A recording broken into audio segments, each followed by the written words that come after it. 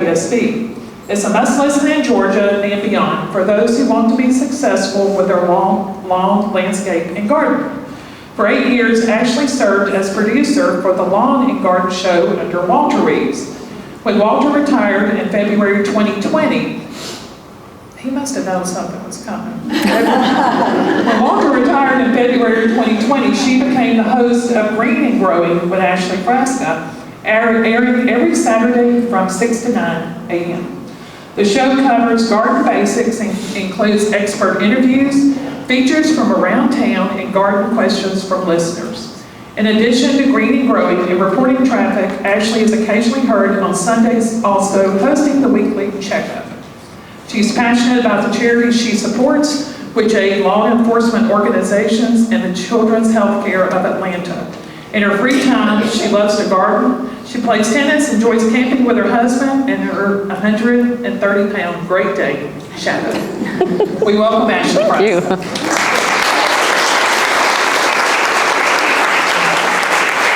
All right. Can y'all hear me okay? I turned it on. Oh yeah, I hear me now, right? Good morning. I'll adjust it. Thank you for having me. It is so much fun to be here, and I dipped out of work 30 minutes early, and a really good excuse at that, so I loved it. Yes, as Melanie said, boy, was I handed the atomic football in February of 2020. Oh my goodness. So I'll never forget. How many of you listen to Walter Reeves? Georgia Gardner, hello. Every hand in the room.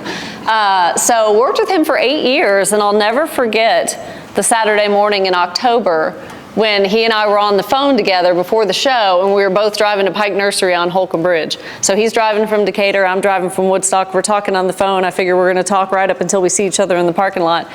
And we had a short conversation. He's like, oh, by the way, I have something to tell you. And I thought it was gonna be about the program, the show that Saturday. And he went, I'm gonna retire in a couple of months. And I just died laughing. And he went, no, I'm serious. So he didn't, he had no idea of what was to come.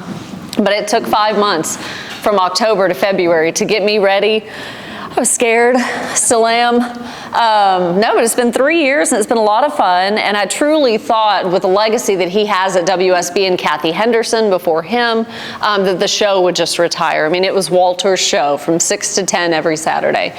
And my boss, being the very brilliant man that he is, though, said, we're helping a huge group of Georgians and people in the Southeast with this show. It is a lot of pressure. It's huge shoes to fill, but we've got to carry it on. And Walter was so helpful and so encouraging in allowing me to do that. So we had meeting after meeting after meeting, the big dry erase board with all the ideas, throwing up ideas on how to make the show mine, make it a little different.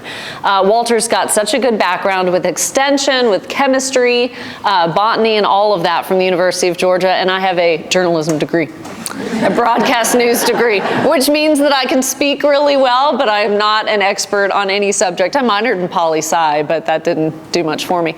So I really had the encouragement of the whole team to take over that show.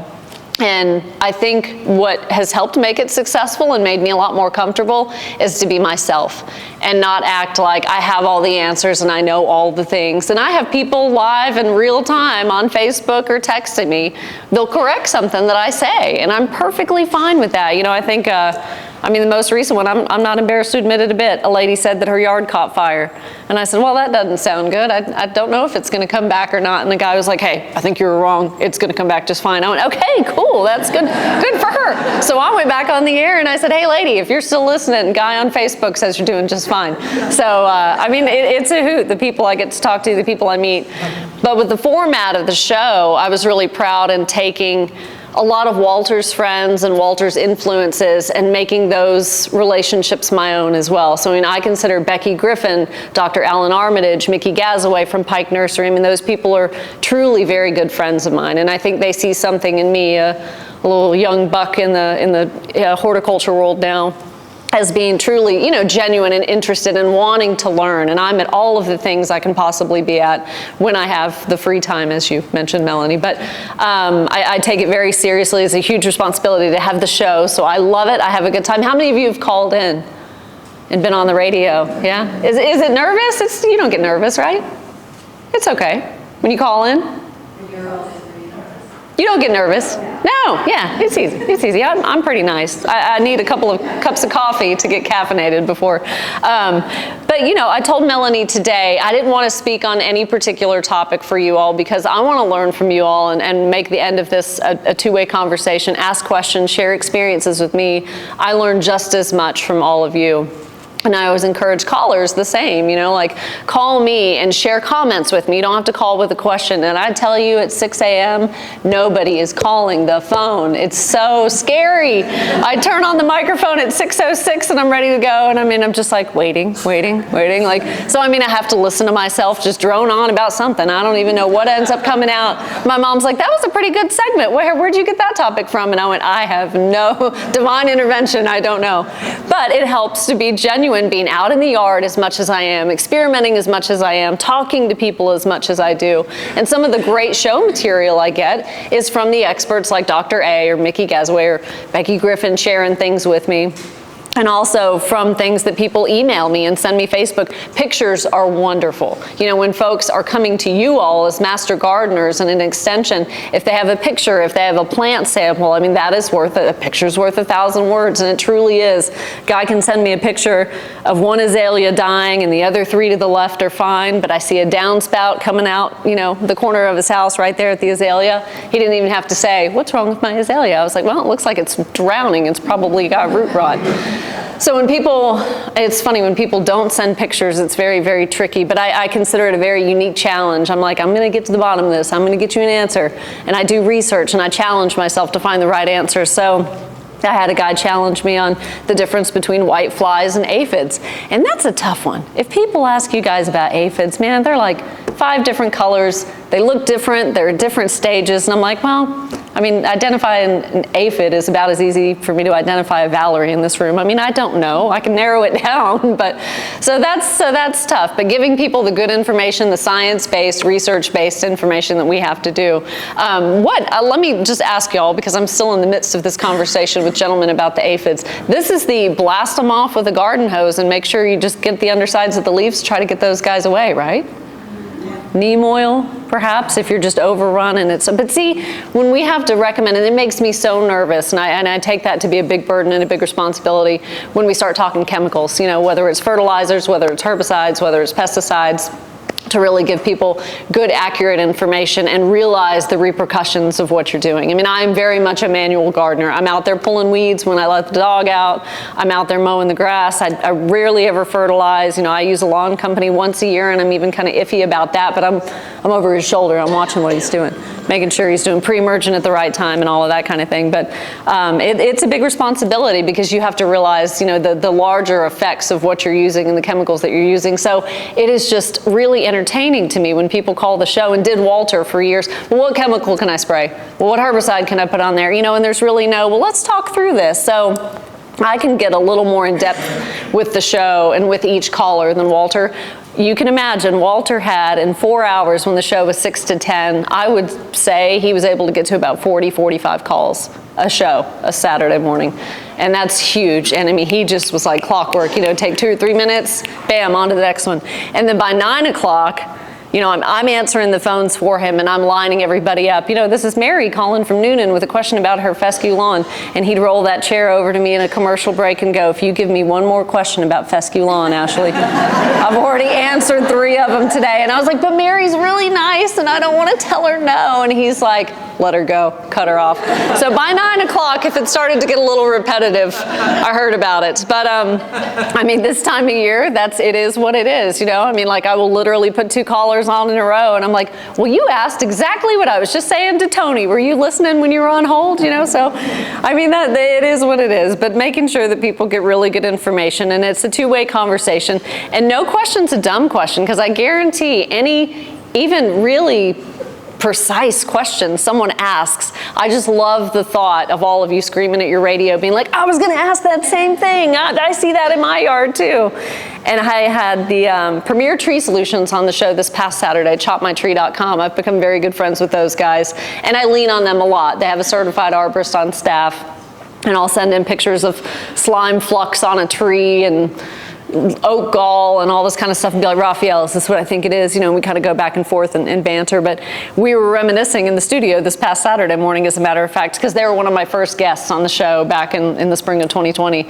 And I said, do you remember when we had that guy call and he wanted to create a branch out of his tree for a swing for his grandchildren? And they just died laughing. They had forgotten.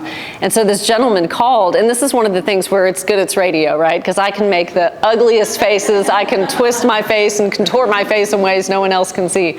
But this gentleman called, and it said, like, you know, wants to hang a tire swing, is what my phone screener said, wants to hang a tire swing. I thought, okay, well, this isn't the Home Fix-It show, but we can figure it out. So he came on the air and he said, well, we limbed up a tree and we really want some lower limbs on it so I can put a swing for my grandchildren. And the arborist is looking at me and I'm looking at him. And I mean, I can see like Raphael starting to sweat. And he's like, is this question really what I think it is? And I was like, let me ask you again, sir. So let me get this straight. You're wanting to grow a branch out of the side of that oak tree. And well, yes, ma'am. And there a growth regulator or a hormone or something? And I mean, poor Raphael is like about to fall out in the chair next to me. And I was like, don't laugh. Don't you laugh. And he's like, well, sir, hi, thanks for calling. And so we kind of had to walk through it and we had to go very basic. But it was one of those things. We actually got another call this is why I'm tying it all together. That was then, this past Saturday, same gentleman from Premier Tree Solutions, and we were reminiscing about that call. And lo and behold, we got another fun one. I don't know what it is when I bring these guys on, but this guy called and he asked if you could inject photosynthesis into your trees. And again, I thought my phone screener, who is about 23 years old, was like, oh, she misunderstood him. She's so cute. I mean, Sweet Anne is Sweet Anne, and so I pat her on the head when she tries to spell hydrangea. I know what she means, so I let it go. So we got the guy on the air, and sure enough, the guy just kind of went off on a weird tangent, but he was like, you know, you can inject photosynthesis if you talk to a certified arborer, you know, you can get it injected certain times of year. And again, Raphael's looking at me like wanting to die laughing, and I was like, don't, please don't, please don't. So we get on the air, but it was a really good moment. It was a pivotal moment. Now, I put the guy on hold before he went Mars aluminum tinfoil. I didn't let the guy keep talking. I wasn't quite sure where he was going, but it was a really good teaching moment. You know, I mean, you take for granted, a lot of us, it's been a while since we took 4th grade biology, so maybe we forgot that photosynthesis is a process. It's not a thing. So it was a really good teaching moment, but I could just see, like, you know, y'all at the radio being like, oh my God, they're not making fun of that guy. Listen to that guy, you know? So, I mean, I love knowing that on the other side of the radio, there's reaction, and sometimes there's eye rolls, sometimes there's laughs, sometimes there's whatever, but it was a teaching moment for us to explain, you know, it all goes back to Mother Nature. Let her do her thing. Let photosynthesis happen with the sunlight, and the more leaves you have, the more it's photosynthesized, the healthier the tree is. And I mean, I just hope the guy hung up and thought, oh, I got good customer service. I was trying to mess with them, but they showed me, didn't they? And then I have David from Tucker, who calls every Saturday, and he challenged me at first because he was a big fan of Walter's.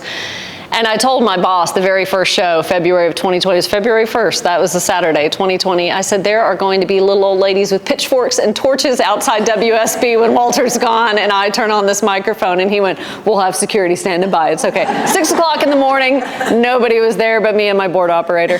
But so, you know, I mean, I did get a little bit of pushback, and Walter left on his own accord, you know, and I did not, gosh, I didn't think I wanted the show, but it is truly the best thing that's ever happened to me. But I had to win over some naysayers and some doubters, and I totally understand that, and I really love doing that. And so David from Tucker would always call me, and I could tell he lives in his mom's basement because I can hear his mom yelling at him. I promise you it's not his wife. And so he's like, Mom, I'm on the phone. Ashley, so anyways, I was looking on Google for this, and I'm like, all right, David. And so the phone screener can never spell the plant that he's calling about. He'll pick the weirdest darn plant. And he comes on the air, and he's like, so Ashley, what do you, I can't even think of like, I can't even think of an example. Or he'll just have a very specific variety of like a gardenia that I'm like, oh, you saw it in England? Okay. So, I mean, yeah, like, but I love turning that around, and I'm like, well, I don't know about that plant, but I'm going to find out. But you tell us what you know. And he just lights up. I can tell he wants that opportunity and that platform to share what he's learned. And y'all are so blessed to be able to do that with the people in the community. I just do it on the radio on Saturday mornings in jeans and a sweatshirt, but y'all have really a good public face to educate the public and go over those things with them. And it's really, really rewarding and a lot of fun to be able to have a two-way conversation. Like Melanie, you mentioned the plant sale. Holy cow, I spent more time talking with people. I was hoarse by that Saturday when we left our Cherokee County Master Gardener plant sale. And it was so wonderful. It was just so nice. Everyone's nice. We're all in it for the same goal. It's really an encouraging profession and wonderful how everybody gets along. We can have disagreements on all native plants, some native plants, glyphosate, no glyphosate at all. We can have all of those conversations, which, by the way, that's just top of mind to me. Joe Lample has spoken to y'all before, Joe Gardner that lives in Milton, up in the Alpharetta area, and he's one that I lean on quite often as well. And he just interviewed, have y'all listened to his podcast about glyphosate? He just interviewed one of the leading oncologist researchers that was asked to testify as an expert witness in support of the, prosecution going against Monsanto. And the conversation he had with this guy, with this doctor, was really, really neat. And, I try not to, it's actually a relief on WSB. Saturday mornings, there's nothing political, right? Except Dave Baker giving me hell for whatever it is Dave Baker gives me hell for. But between my show and Dave Baker's show and Belinda getting to talk about just Atlanta living and lifestyles and restaurants, it's really a nice break from politics. And so I take that very seriously, and I don't let political views get into it at all. If someone tries to be a little bit, disruptive, I don't allow that to happen, because I respect that everybody's easing into a Saturday morning. They just want to be in a good mood. Maybe it's, the best day of your week and you're just waking up. And so I really take that to heart. And then I go hit the ball and play tennis on Saturday mornings. And if I have any nervousness or anything, I take it out on that little tennis ball as I'm hitting it around. But one of the last talks that I did, one of the hottest topics that was brought up was shade gardening. And I love having that problem in Georgia, and especially, the city of Atlanta, a city in the trees. It's a great problem to have shade gardening. So we can talk a little bit about that and what you guys have found to be successful or not. Deer. Deer are never going away, and I actually see 2 fawns in my backyard, and it makes me really happy, but they stay on that side of the fence. So they haven't figured their way over my fence yet. But liquid fence, deer off, all those kinds of things. Milorganite, my gosh, those work like a charm. And went to Southeast Green, which was an industry conference last week up in Duluth. And that was really, really an eye-opening experience for me. Again, getting to leave traffic early, getting to bounce out of WSB and say, I have a conference I need to go to. I'm going to be leaving early. And it was so much fun. I mean, I stayed in Duluth for both Wednesday afternoon, the conference, and Thursday afternoon. You can just come and go from workshops and guest speakers and learn all the things, and then go to the trade show, talk to all the nurserymen that are showing you the latest and greatest varieties of hydrangeas and abelias and all kinds of things. And I got to ride a tractor, or an excavator, not a tractor, which was pretty fun. But a lot of those topics as well. I mean, all of those guest speakers are speaking on, what's hot in the industry, what's trending. A lot of the nurserymen travel overseas, which is so fascinating to me, and see what similar climates are, latitudinally in the world, that things, coming from China, trying to make them less invasive, the Asian continents, the things that make their way over here, hardier varieties. They're not really worrying about cold tolerance as much anymore, because we're getting a little bit warmer here in our zone and in the southeast as well. So cold hardiness is not as important as color and variegation and things like that are really what homeowners want. They want fragrance back. When we went to all knockout roses, fragrance in roses kind of became a lost appreciation, I guess. And so a lot of breeders are bringing back fragrance and trying to hybridize that into new cultivars of things. And deer resistance, that's what I'm getting to. Deer resistance was another one, so making it less palatable for them to eat. And so we try to think about planting things that are scented, leaves that are textured. They'll never touch your lamb's ear. They'll never touch something that's got a sticky leaf or anything like that. I never say never. You may have a voracious one that does. But deer resistance, another one, shade gardening. And 2 is Amy here brought up Hostavirus X. That was really fun. Amy wrote that on. Amy, that was a great idea. Thank you. I mean, I opened it up on my Facebook page on Green and Growing WSB when you search Facebook, and I was like, even though my audience was not everyone necessarily coming today, I said, what should I talk more about? What would you all want to hear about? And Amy brought up hostavirus X, which was very good. And in doing a lot of the research of that and knowing what that is made me think of rose rosette as well. Now, how many people have come to the extension office and shown y'all the twisted, gnarly, crazy looking, rose bush, and they're like, what is happening? And then I had a gentleman call the show, and he literally has 200 knockout rose bushes. And he's like, I'm losing about 30 of them right now. And he's like, I'm on the phone to you right now, kind of looking out over my yard, and a good 30 of them. And I was like, oh no. So, I was kind of like, well, the bad news is you're probably going to have less, 200 or 170 by the end of the year. But very, very similar, and we have to also promote good hygienic practices. That's one of these things that's going to stop it. And we need to stop overplanting. So hostas, I know. How many of you have that virus on your hostas? I've not experienced that, nor has anybody in Cherokee County really talked about it. They're prolific in Cherokee County. We've got a lot of shade. They're planted everywhere. Knockouts are too. But once really a lot of this stuff becomes mainstream, and unfortunately, rose rosette definitely is more so than when it was talked about in the beginning, maybe 6-7 years ago. It's a lot more prevalent now. So it was beneficial to me and a lot of people in the landscaping industry to attend that conference last week and see different varietal options that they as landscapers have. I don't want to come to your house and you tell me, hey, I want you to install all knockouts because that's what my neighbors have and they're beautiful. Like, let's think outside the box. Let's turn the tables a little bit. Hostas you're easily able to replace with hellebores or something else, that could go in that spot if this is to become as big of a deal as rose rosette. But a lot of it, good hygienic practices, making sure to not spread from one plant to the other.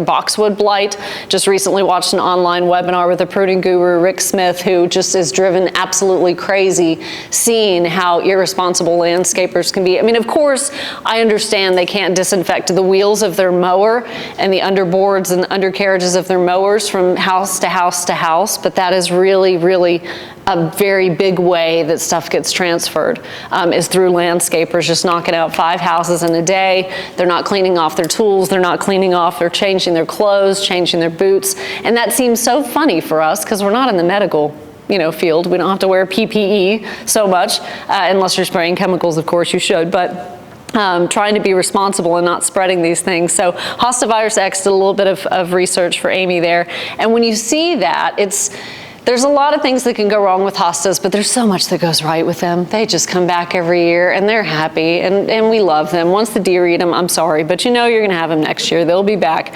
But the virus X is really the entire system of the plant and it can't be pruned out. It can't be, no antibiotic injection or anything like that. You have to pull the whole plant out. But with this one in particular, a lot of the weird symptoms that you might notice, just deformities of the plant, just like rose rosette where it's got that gnarly, witch's broom type growth, that unnatural red, that deep pink color that's just not right. A lot of deformity in the leaves and the way they're shaping and curling and cupping up. Hostavirus X is no different. You'll have mottled looking, it's not like, from rain or chemical, just mottled looking spots on the leaves, and a lot of the virus will go venously through the leaf. So a lot of the mottling and the stippling and things takes place along the veins of the leaf. So that's a lot of times what extension agents will use to properly identify it, and also a cupping of the leaf and just kind of a distortion really. And pruning it out, you think you're doing good, pruning some of the leaves, the hosta leaves out to not keep it from spreading to the rest of the plant. But then you're probably using those pruners on the hostas nearby, or they're still on your hands or your gloves, and then there goes the next hosta. So that's kind of interesting too. And also, trying to really use best practices when we're in the landscape, not trying to wound or injure a plant. Once we've hit a tree with our truck, once we've nicked a stem of the rosebud, once we've broken off a branch of the hosta or a little leaf of the hosta, you're inviting viruses to come into the plant. So you really want to be very careful and not, work carefully around your plants, not injure them. That sounds so delicate, like, oh, poor little plants. You don't want to injure them, but you really want to be very careful and prune off the stuff that's dead. I have so many people that call the show and they just are looking at a tree that's half dead. They just planted a tree last fall. Now it's 4 or 5 feet high, but half of it's dead. And they're like, what do I do? And I'm like, well, if half of you is dead, would you just keep it attached, or what would you do? So I think, try to save the plant a little bit, take off the stuff that's wasting energy, take off the parts that are dead. A lot of times see what can come and, bounce back really, but trying to make something a little more shapely. And that's really something that I've learned. Walter was so good about teaching me. For those 8 years that I sat in with him on Saturday mornings, he Took so much time. Every 5-minute break we had, wheeled up a chair as I'm sitting at the computer answering phones, and he would just be like, what do you want to talk about? What questions do you have? And a really good teacher to me is the one that can teach you why. Don't just tell me this is how it is and expect me to memorize it and remember it. You really need to understand the why. So sure, I have books from the University of Georgia at home that I reference quite often when I'm doing the show and when I'm just laying in bed. I mean, I'll think of a question from last Saturday that I got on the show, and I'm laying in bed thumbing through these reference manuals. But, you know, I can't go through the grid of Clint Waltz's turf grass book and memorize the names of the chemicals and the active ingredients and things like that. But if you tell me the mode of action and why it works, it's much easier for me to remember. So Walter instilled that in me, and I think that's helped me a lot. This isn't memorization. I mean, I have Dr. Alan Armitage's book, his Perennials book, and I thought, I'm going to memorize this, and I'm going to read every page, and I'm just going to like do snapshots in my brain so that I can recommend, you know, perennials when people call and ask. And I thought, no, I don't need to memorize that. I mean, the book's there for a reason, and we have so many good resources, and a lot of that stuff's online as well. But just knowing how to explain something to somebody in layman's terms that they're able to understand why it works. And if they understand, you know, like, for example, when someone's like, well, what can I spray? What can I do? I'm just going to spread fertilizer all over it. And I'm like, okay, well, wait, you know, there is something to be said for reading the label directions, right? I mean, there really is something to be said for that. And then once you kind of explain to somebody, well, if you under-fertilize, it's not going to be effective, or the plant is not going to be in a position to take up those nutrients, versus over-fertilizing, you can cause burn. I mean, you can literally cause the plant to die. Then someone thinks, oh, so it needs to be measured. It needs to be, you know, applied carefully. That makes sense. You know, you don't want to take too much medicine or too little medicine. And same goes for the chemicals. That was really one of the most intimidating things when I did have to, you know, recommend someone, you know, do a herbicide on their lawns and things like that, realizing that some of those herbicides are going to be, you know, injurious to fescue, but not the warm season grasses. And if I tell this lady to use a Mazaquin to get rid of nutsedge on her fescue, it's going to kill her whole fescue lawn, and then she's going to call me, and I don't know that she has a legal recourse, but she's not going to be happy with me. So just remembering that, but understanding mode of action, how things work, is a lot easier to get people on the same page with you and to learn things. Plant recommendations for shade, that was something too. What are some of y'all's favorites? We talked about hellebores, we talked about hostas. I mean, this is a hot topic for us right now. Gardening in the shade. What are some ones that y'all have success with? You can raise your hand if you have questions. Or just a plant? Any fern. Fern? Good. Now, do y'all have success with maidenhair ferns outside? Indoors? I don't take care of them, so. So you're the wrong person to ask. Okay. I will tell you, Christmas ferns, autumn ferns. Yeah. Okay, fern's good for shade. I love that. What is it? Hydrangeas. Hydrangeas, yeah. I mean, oak leaf. Beautiful, beautiful. Love the shade, don't need to prune them. And that's another thing too. Why as gardeners do we always think we have to fertilize and we have to prune? You know, I'm kind of getting to the bottom of that too. I don't understand why people are like, when do I prune my hydrangea? When do I have to prune this tree? When do I have to prune? I mean, yes, there are some things like fruit trees that benefit from pruning. A lot of things do, but just being told that we have to fertilize and we have, like, I probably bought a bag of 10-10-10 8 years ago and I still have it.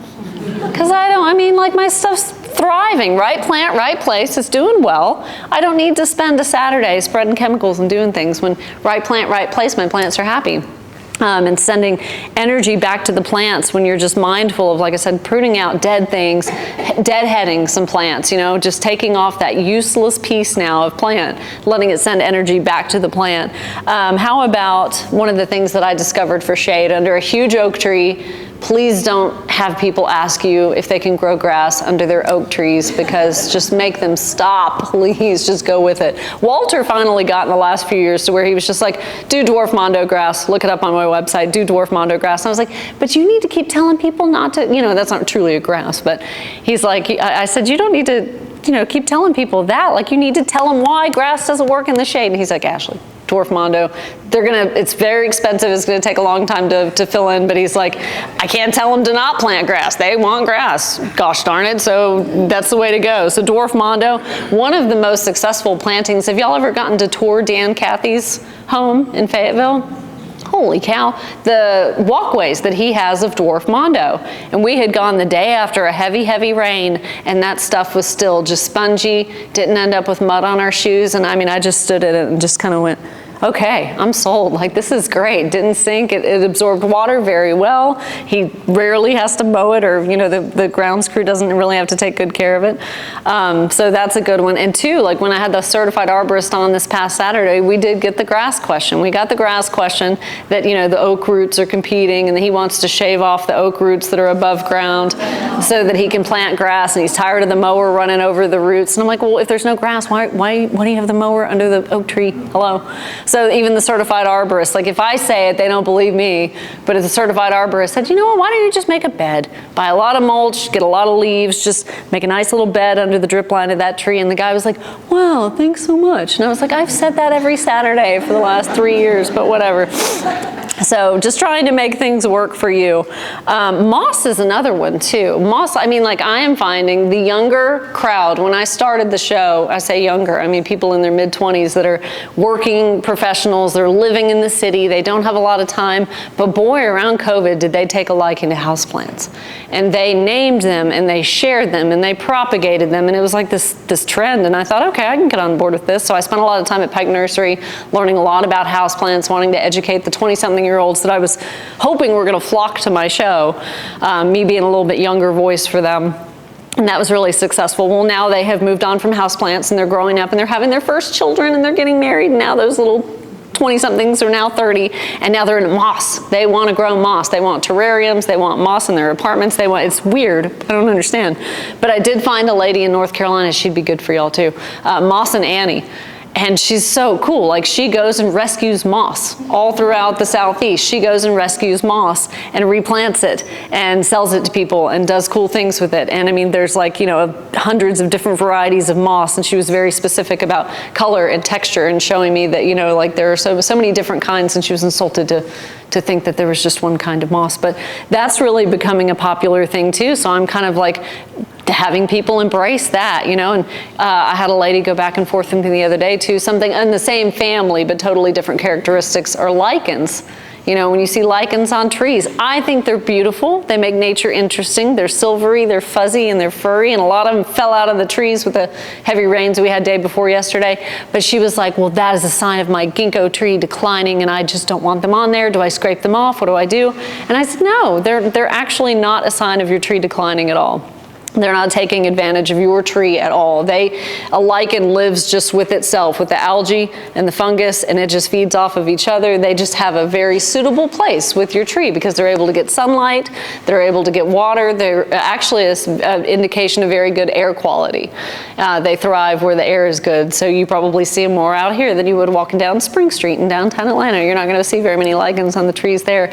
But once I finally said, you know, here are some university-based research publications that you should probably look into a little bit. If you think the ginkgo tree is declining, it's got to be something else.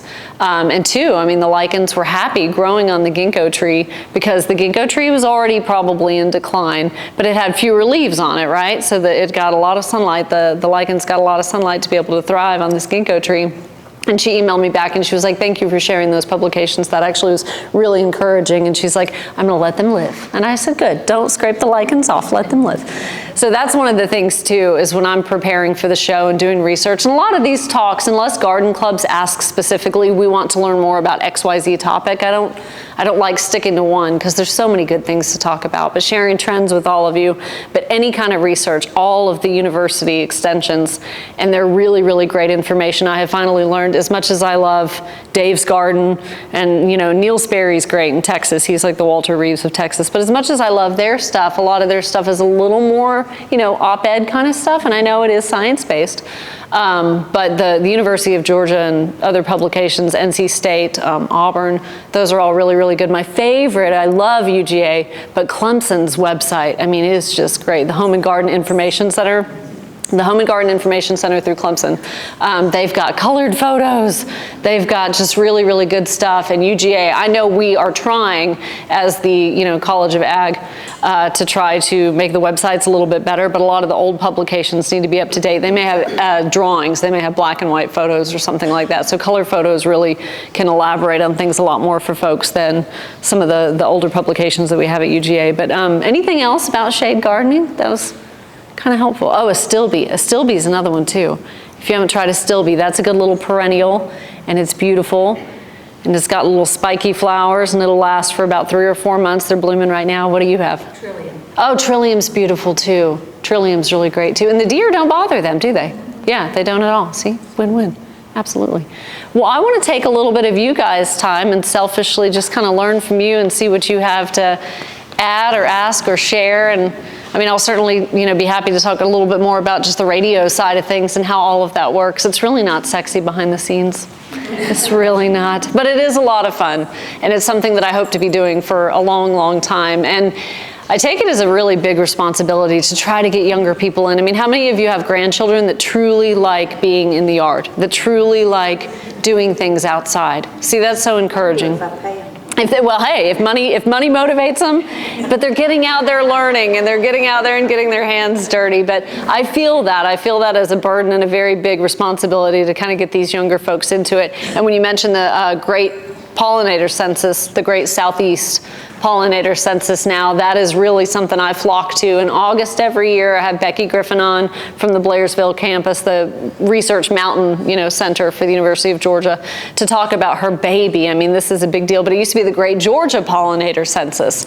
And so it was just people in Georgia counting pollinators for 15 minutes, all the little bees that you pick one plant, just one plant, all the little bees and things that come to your plant. August is a prime time for that. And she schedules it that way on purpose because school's back in as well. So the classrooms can submit counts. And then for February, the Great Backyard Bird Count through the Audubon Society and the Cornell Lab of Ornithology. That's another one where all citizen scientists really do some great things with pooling numbers and pooling data. But all of that to say, I have my show as an opportunity to encourage families and kids to get involved in these things and excited about these things.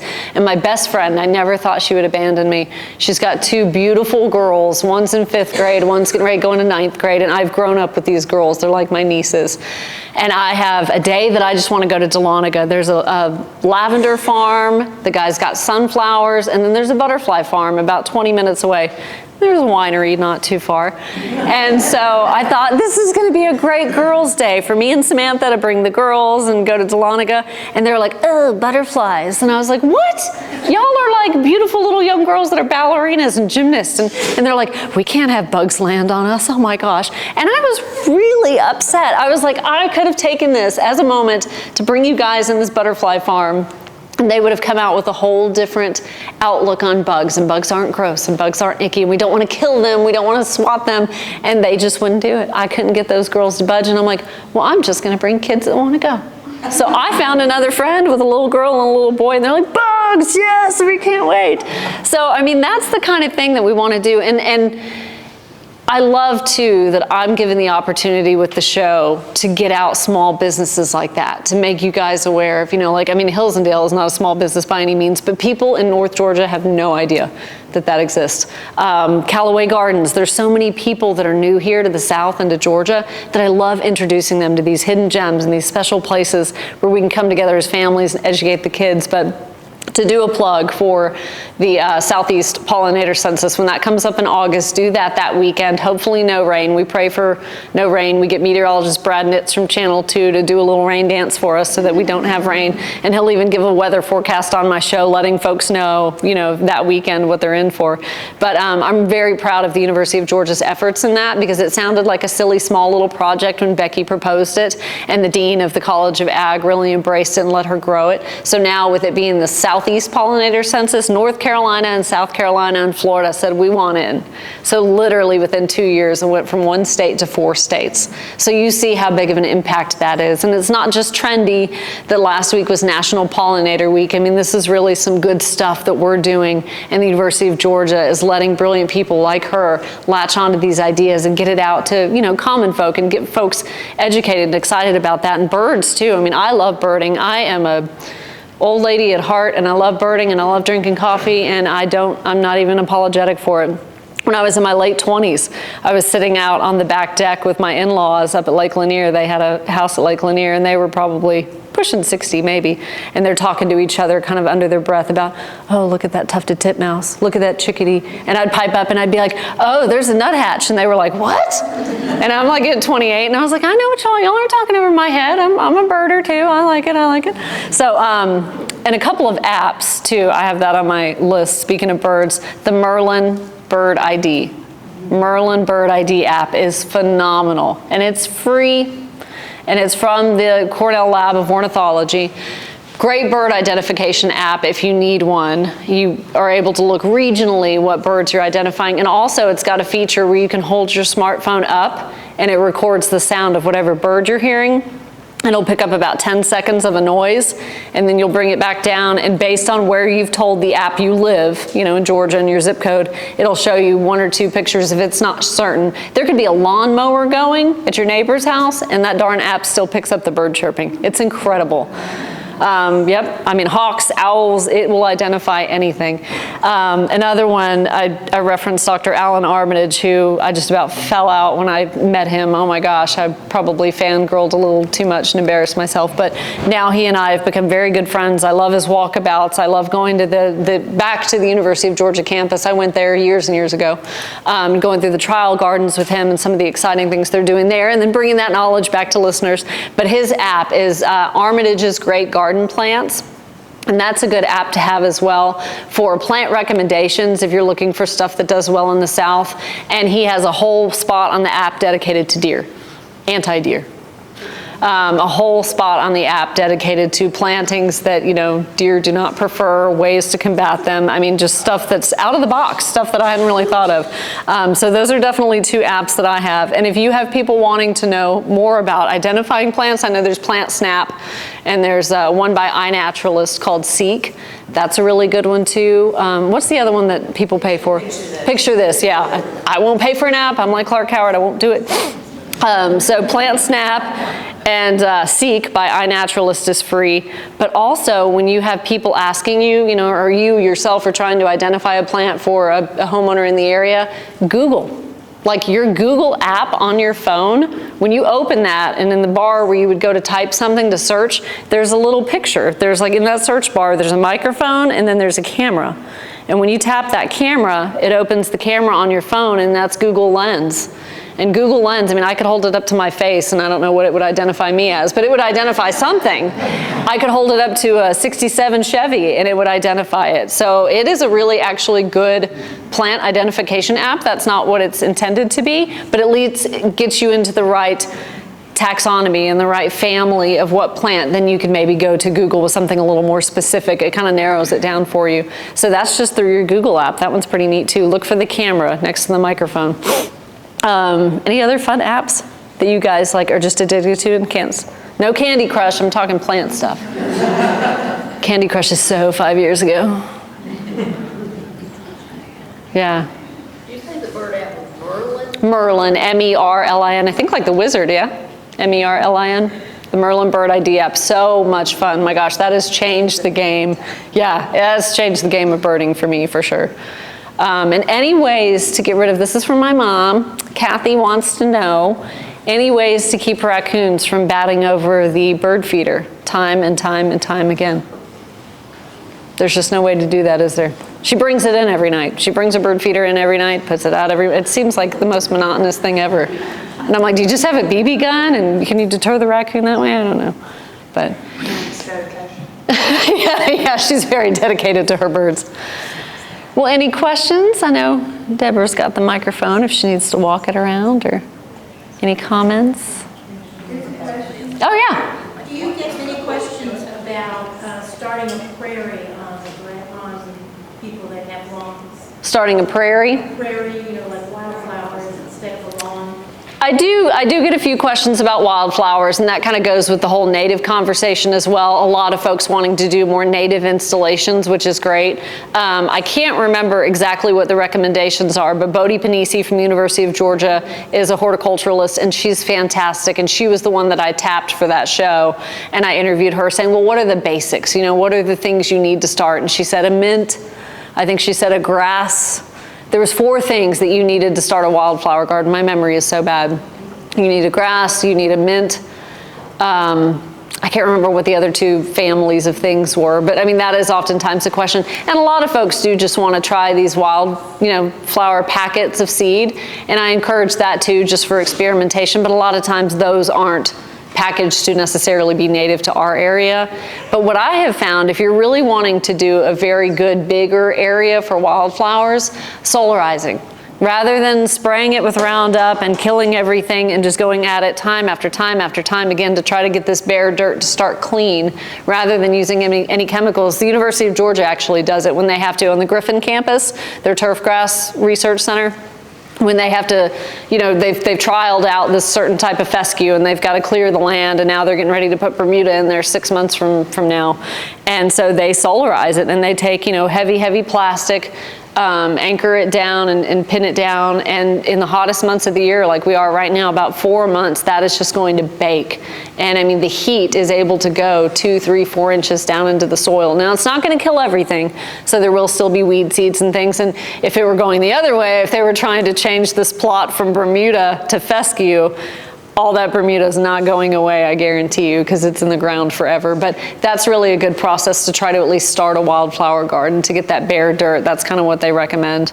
Because the more we till it, and we're kind of turning it over with the trowel, turning it over with the shovel, that's great, and it looks bare, and of course you're going to get a rain, and you're going to have all kinds of weeds pop up the very next week, but what you're just doing is really moving those weed seeds around, so you're not actually killing anything, you're just bringing them closer to the surface. But a lot of, gardeners are discovering preen, which of course preen's been around forever, but preen has a guarantee. When you're using that in your garden beds, preen has a guarantee on the label too, where it should last for up to 6 months at least.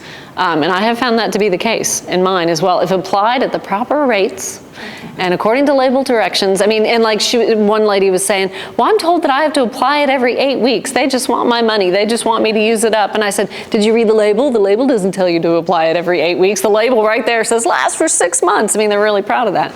So good question. Anything else? I know, I've got one. Someone sent me the pictures of boxwoods yesterday. I don't know who it was. Do you happen to be here? Because most of my friends are here. I don't know who it was. They have my number.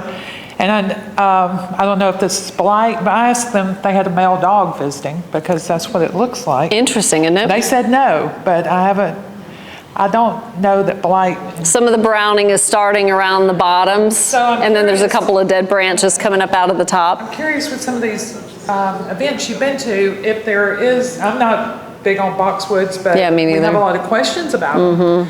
And I know they've had a lot of blight problems at Hills and Dales, but is there a variety that the growers are saying? There are some that they're working at. Yeah, there's nurserymen. There's so many up in the Gainesville area, actually. And there's a lot of them, nurserymen. There's at least 4 or 5 family nurseries in Gainesville, Georgia, and they all are actually working together on boxwoods. I don't know what the toughest variety is out there now. Believe it or not, that stuff changes every year. Like the best varieties and the hardiest varieties come out that often, to where if you had a book, a playbook, you would need it updated every single year with things that come out. And a lot of people have mistaken, a lot of extension agents have told me, for environmental factors, like boxwoods and shrubs that are a little more dainty, maybe like a gardenia or something that's a little more persnickety. A lot of times people are mistaking either dieback or, like on the boxwoods, blight for environmental things. Like you said, the dog was very good thinking to think outside the box, but a lot of times when they're in shopping centers and planted on islands and things like that, cars are backing up to them all day.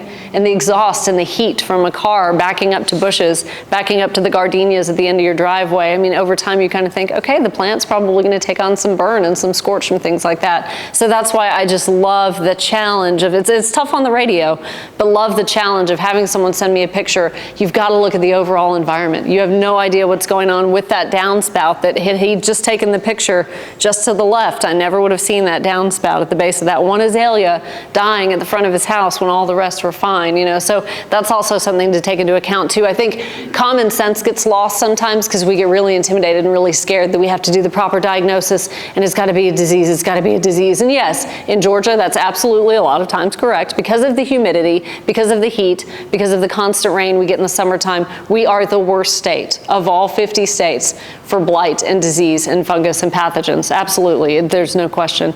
But a lot of times I think we lean on that a little bit too much rather than taking into account some more basic things that it could be. So kind of, put your detective hat on and kind of use a little more common sense. Sometimes step back and assess the whole situation. It may be an easier fix than we think. Very much, and I encourage you, please give me feedback. I would love to hear from you, the experiences you've had, the questions you've got, things that you want to tell me or think that I should know, or even ideas for the show. I'm always welcome to that too. How many of you are on Facebook? I'm making sure I'm not really old school, because I love Facebook. And I have so many friends that aren't on it, and I'm just I'm not doing Snapchat, I'm not doing Instagram. I don't have time and I don't want to. But when you search Facebook for Green and Growing WSB, that's my show page. And I have a lot of fun with it. I do everything myself for the show and the Facebook page. And Walter inspired me years ago to start Highway Horticulture as a photo album on the Facebook page. Highway Horticulture, check out that photo album, especially this time of year. Everything that you're seeing on the interstates, everything that you're seeing in bloom, I've identified for you there. And you're like, oh, I didn't know that was a Vitex. Cool, that helped. And then Weed of the Week as well. I'm not so good about keeping up with that one, but Clint Waltz gladly sends me pictures of weeds and identifies them and the right treatments for them. And I have plenty just from my yard alone. I don't need Clint's pictures. I have enough weeds in my yard to fill up that photo album as well. But those are hopefully good resources for you and ways that I've educated myself and share with other people. So thank you so much. Yeah.